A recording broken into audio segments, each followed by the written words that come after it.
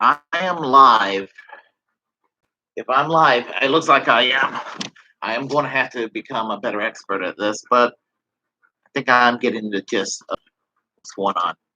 I want to talk about the Nevada debate this past week, the Nevada Caucus, and the upcoming convention this summer.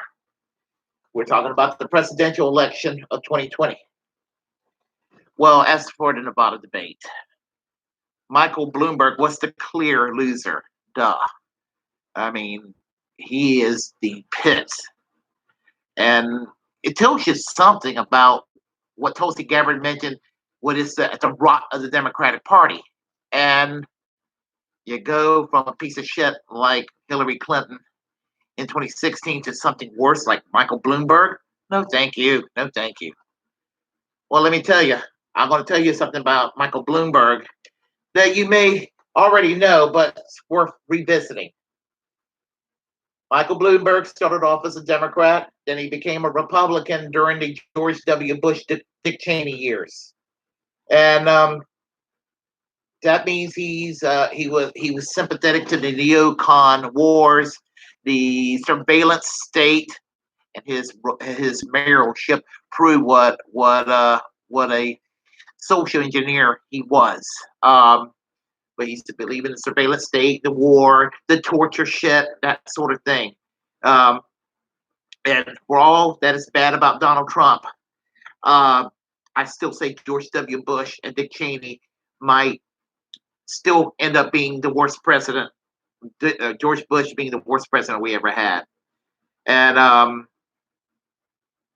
yeah, that goes without saying. A man that put us in it involved us in a war that pretty much murdered a half a million innocent Iraqis, thousands of American soldiers, put trillions of dollars in a war that resulted in more terrorism in that region, empowering ISIS, that sort of thing, um, and putting our economy close to near collapse. We almost had another Great Depression because of the Bush presidency. So I would never look back with fondness with George W. Bush, and kind of just perplexed me to see what would be very sensible liberals warming up to George W. Bush. It was not the good old days. I don't want to ever see the Bush years. Did the stop and frisk program. The redlining that basically created ghettos. He wasn't support of that shit. He supports deregulations. Wall Street. He supported the idea of cutting on Social Security, cutting on Medicare and other entitlements. Is this what you want as your president? I mean, he's basically he's a Republican, and I mean he's basically a never Trumper Republican. He's a never Trumper Republican that's for some reason has an axe to grind with Donald Trump, so he figures he'll go into the Democratic primaries. But the good news is the Democratic Party, which is insufficiently leftist, had enough sense not to want him either. So that's a good thing. The man is a chronic skew for putting him in his place. And thank you, Bernie Sanders in particular, for also putting Michael Bloomberg in his place, and all the other Democrats, as sorry as the other ones are. Thank you for putting Michael Bloomberg in his place. Michael Bloomberg is such a piece of shit that Joe Biden even looks good in my eyes. That takes a special effort, extraordinarily well. So I was happy with that. With the Nevada caucus, hot damn, Bernie Sanders won that thing, and I mean it was a crushing defeat for all those other candidates. I mean Joe Biden, he came in a primaries in his life. I mean Pete Buttigieg and all of the others, they were just knocked out of the way. Bernie Sanders won big. And I'm sure they tried to rig it and tamper with it to prevent Bernie Sanders from winning. But, look at it this way. I don't care what anybody said. He won Iowa a couple of weeks ago. And they tamper and they tampered with it and they rigged it against him, but he fucking won. He fucking won Iowa. He won New Hampshire. The media hated that. He won New Hampshire. And they were trying to play it off. Well, Pete Buttigieg won, but just a barely, just a little bit amount. Like it was the biggest victory in the world. Wasn't. It wasn't a victory at all. And then they when Bernie Sanders won in New Hampshire, it was kind of like, oh well, no big deal. But Pete Buttigieg did a strong second, and Amy Klobuchar, she did well.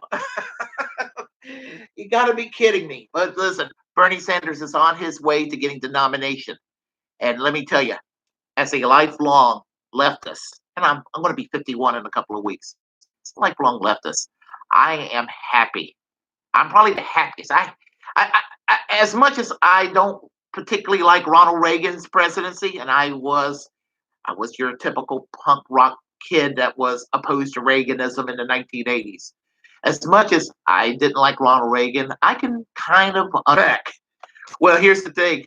As a lifelong leftist, I feel good because Bernie Sanders is our Ronald Reagan. Ronald Reagan, by today's standards of the Republican Party, they wouldn't trust him. They will say he's a liberal Republican, he's a rhino. That's how fucked up the Republican Party as an institution. I'm not talking about your next door neighbor. I'm not talking about your coworker. I'm not talking about your close friends. I mean, we can have political differences. They're not directly affecting our entitlement system, our economy, our tax structure, that sort of thing. But these corporatists in the Republican Party, they're one half of the problem. The corporate Democrats are the other half. And, it is what it is. Well, he's on his way. Bernie Sanders is on his way to getting the nomination. And there's talk about it being a brokered convention. And let me tell you, Democrats, all you people in the Democratic Party, they're calling the shots and doing the rigging as you did in 2016. This is my warning to you. You listen up, Democrats, corporate Democrats, establishment Democrats. Listen up, DNC. Don't do it. Do not do it. If Bernie Sanders doesn't get the nomination because of lack of interest, that's one thing. But as you rig it against him, again, things can happen. And I'm a pro-peace guy. I am a pacifist. I don't believe in violence, and I just think violence is just I'm enlightened. I don't believe in violence. I believe in nonviolent, passive resistance.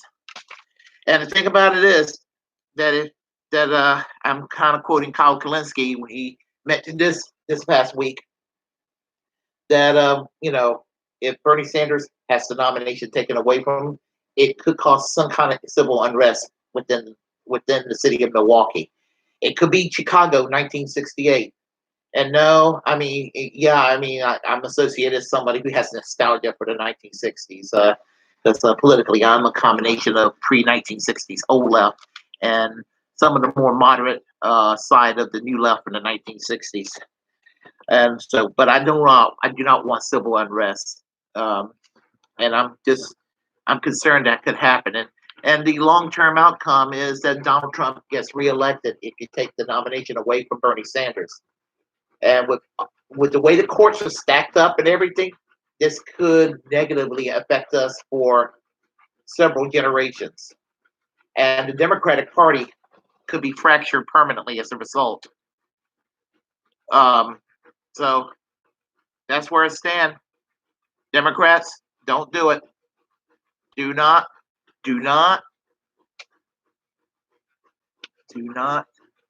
cheat Bernie Sanders a second time.